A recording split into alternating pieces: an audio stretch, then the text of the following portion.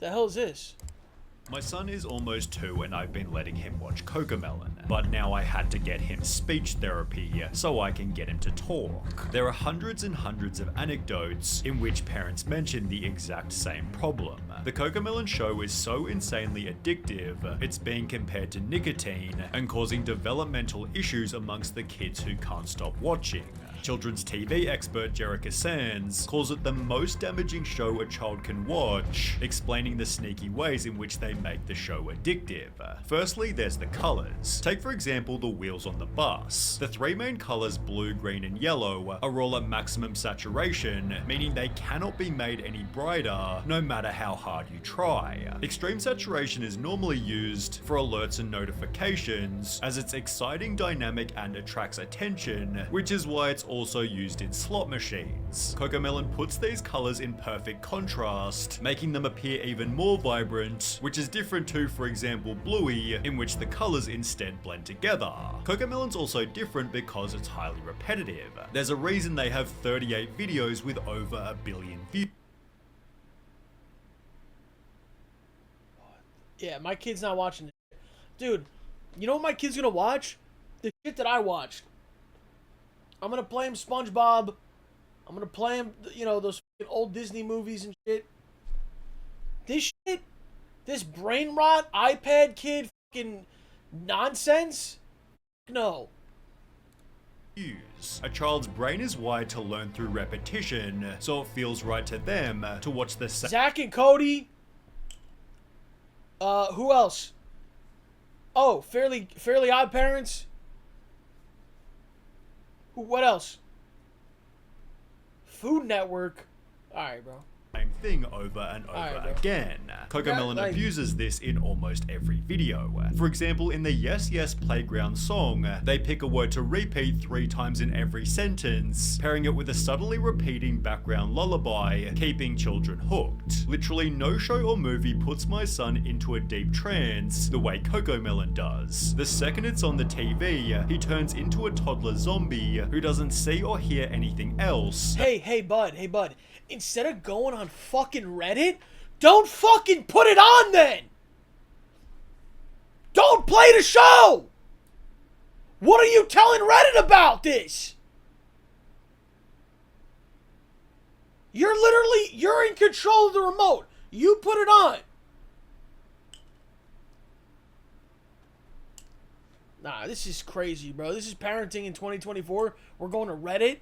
How about you fucking be a parent? That's going on in the room. This is only exacerbated by Cocomelon's subtitles, which have also been a heavy point of criticism. And dude, like, listen, bro. At least make the show somewhat realistic. Like, Rugrats, like, dude. Rugrats is another show my kid's gonna watch. They're just running around playing with each other, using their imagination, right? Dude, what the fuck baby it has a barn and is tending to sheep? This isn't real. This is not real, bro. Like, he's bringing supplies out. What is Cocomelon gonna do here? Drake and Josh. What else? Which have also been a heavy point of criticism. The letters are not educational, I can barely read them fast enough. It's simply another interesting element to capture your little one's attention. Cocomelon explains in every description, our goal is to help make learning a fun and enjoyable experience for kids, giving you the peace of mind that your children are receiving quality educational content. But people have argued that they're teaching exactly what children shouldn't do. For example, in the No No Bedtime song, the baby refuses to brush his teeth, have a bath, put on pajamas or get in bed. The education is that he eventually agrees to do so, yet a TikTok user was critical, stating, anytime I'd ask my son to do a simple task, he'd say no, no, no. He's sitting there watching Cocomelon, which taught him no, no, no, and to say no to me. On the topic of education, Jerica Sands stated, these people don't give a shit about our children. They care about money. Stop fucking what? The thing has 3 billion views! Why the fuck are you playing it? iCarly, Ned's Declassified, okay? Jimmy Neutron. This is what my kid's gonna watch. That's it. Your child's cognitive development in direct exchange for their wealth, and there's pretty good evidence supporting this. A New York Times journalist visited Cocomelon's Zoe 101, codename Kids Next Door, the original Teen Titans. This is what they're gonna watch, bro. This shit, dude, look at that baby. That baby doesn't even look real. That baby looks demonic. studio, discovering their #1 focus is keeping children hooked. Cocomelon's data and analytics team sifts constantly through YouTube numbers to determine exactly what resonates. Should a girl wear black jeans or blue jeans? Should the music be louder or softer? Should the bus be yellow or red? Yellow is the answer, as they use a darker method to ensure that they're correct. Cocomelon has a dedicated Distractotron room, in which once a month children are brought here one at a time and shown a handful of episodes to figure out exactly which parts of the shows are engaging and which are tuned out. Next to the TV playing Cocomelon, there's a second screen which plays a continuous loop of banal real-world scenes. A guy pouring a cup of coffee, someone getting a haircut, each lasting about 20 seconds. Whenever a youngster looks away from the Moonbug show to glimpse the Distractotron, a note is jotted down. We can see what they're looking at and the exact moment when they got distracted. Therefore, education clearly isn't the primary goal. Keeping kids' attention is, and this is proven by Cocomelon's most addictive element, rapid camera cutting. It's crazy how many times the frame changes on Cocomelon. It's the same type of addicting behavior that we experience on a TikTok binge. It's the quick change of frame that releases that dopamine and makes the videos addicting to watch. Count the seconds between a change of frame. What? Well, TikToker the Circus Brain did exactly this. He firstly counts the changes on My Little Pony, concluding there's about 6 seconds between each cut. He then compares it to Cocomelon. 1,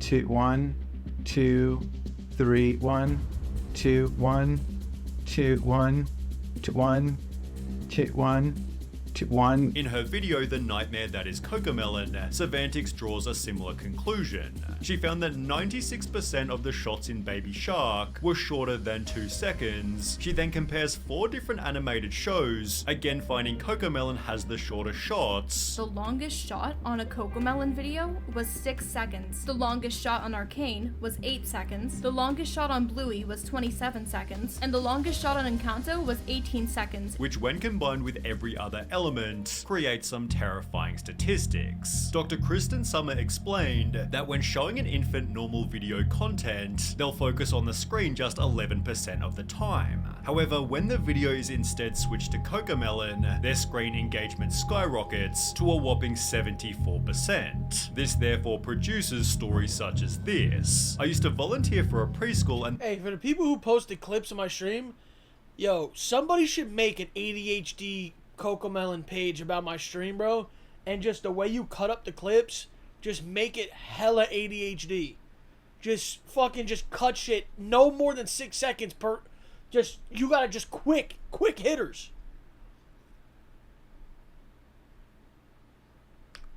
they had song time. A Cocomelon video came on, and all of the tots stopped what they were doing, put down their cheese crackers, and remained fixated on the screen for the duration of the video. Put down the cheese crackers. Oh no, that's how you know something's wrong, bro. Who the fuck puts the cheese crackers down, bro? Who misses cheese crackers? I missed them. Maybe I might get them on the plane now that I see this. It was honestly kind of terrifying. YouTuber Saberspark shared his own personal anecdote. He asked to watch a Disney movie with his 2 younger cousins, who both completely refused, and instead spent all day glued to an iPad playing the addictive show. Stop giving your children iPads, bro.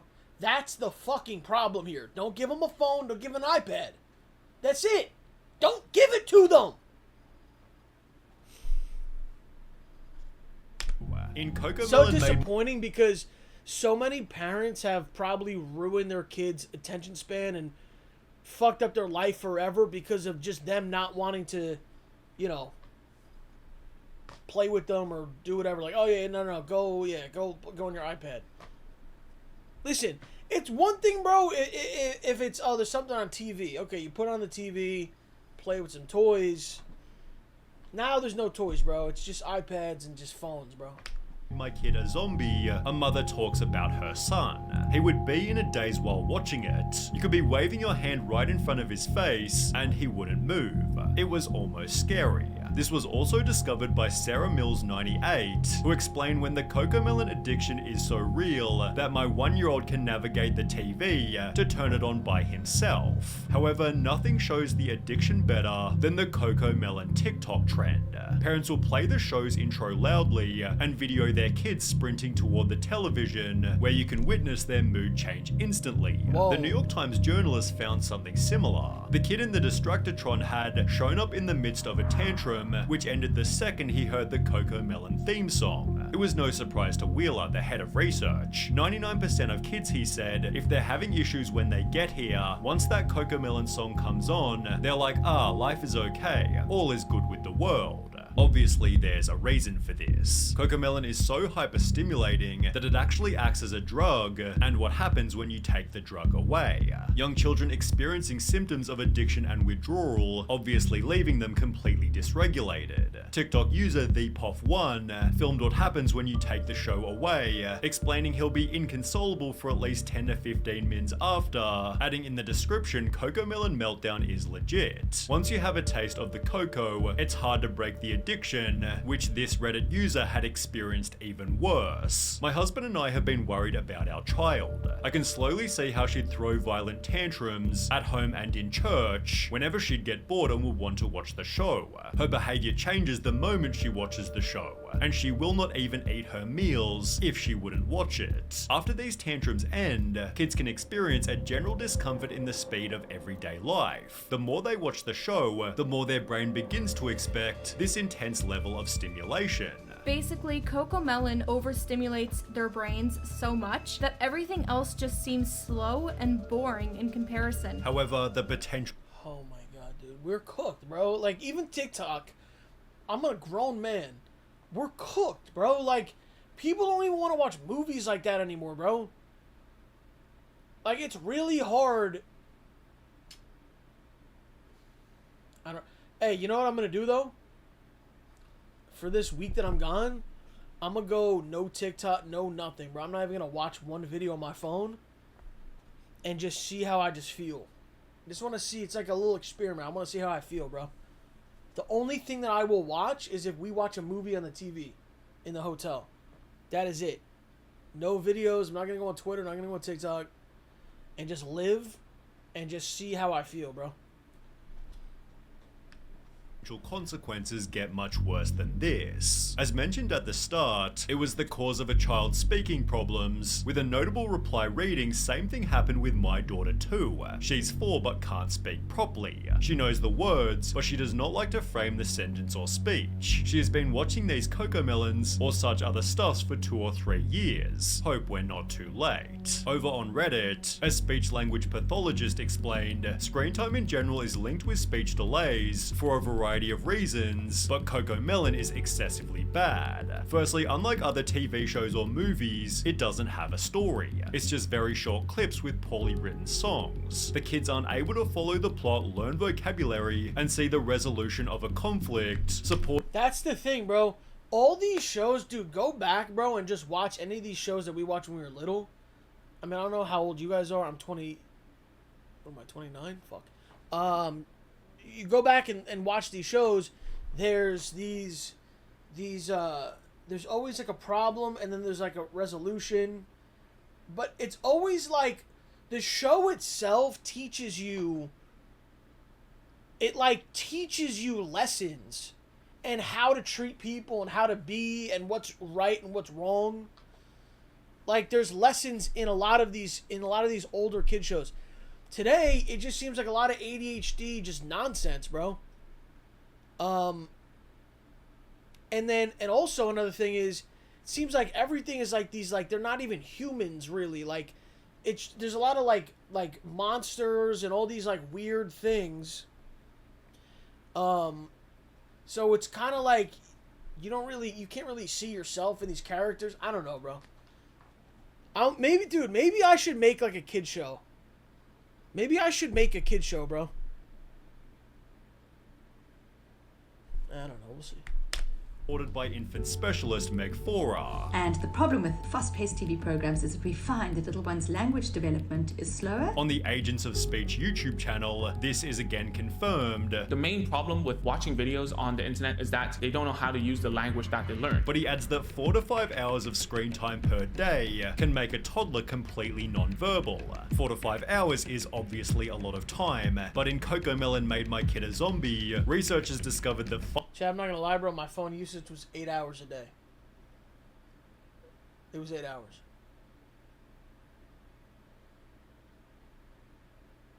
It was 8.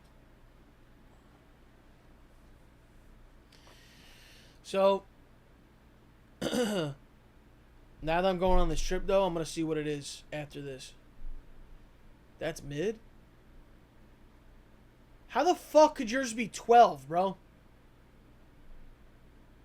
5-year-olds who watch more than 2 hours of TV a day tended to have lower attention spans and were 7.7 times more likely to show symptoms of ADHD. These screen times might be even lower for Cocomelon specifically because, as explained by Jerica Sands, not all screen time is created equal. A child who just watched 30 minutes of Cocomelon and a child who just watched 30 minutes of Trash Truck will look like a very, very different child. Thankfully, here lies a simple solution. Sierra Renee explained my 2-year-old is speech delayed and addicted. Alright, we're going to come back to this video in 1 second, bro. We're going to come back to this in 1 second. You know what we're going to do? Let's right now just watch an episode of Cocomelon. They said they're only a few minutes, right? Okay, most popular. Alright, let's go to a random one. I don't want to go to the very, the exact most popular one. Let's go balloon race. No